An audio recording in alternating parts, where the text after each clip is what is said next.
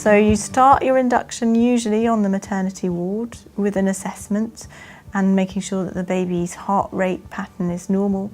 And then it starts with a pessary which goes into the vagina, and that is usually that's a pessary that stays in for 24 hours.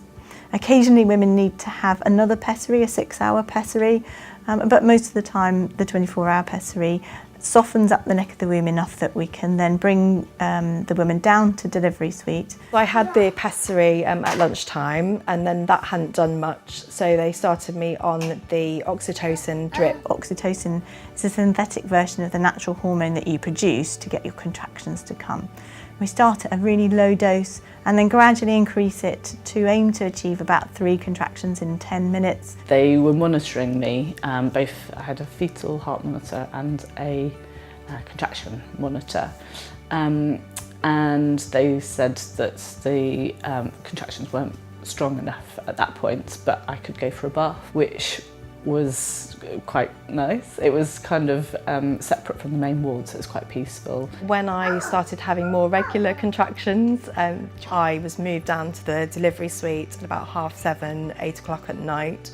And then I laboured overnight. I was supported with my choice of pain relief, and the midwives were responsive to give me what I asked for, and were kind of very good in suggesting options. So yes, it was painful, but I was supported in helping to control that pain where they could help.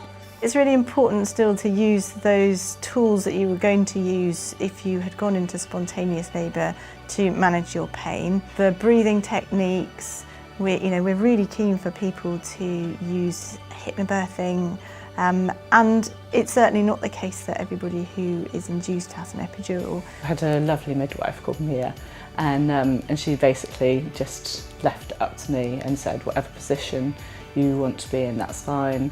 And so I did most of my labour and delivery suite stood up.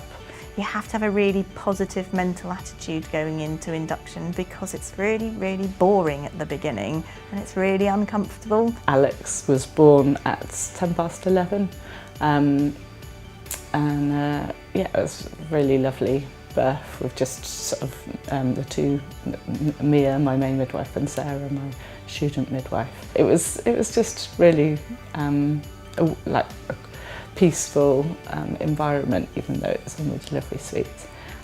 So I was very happy.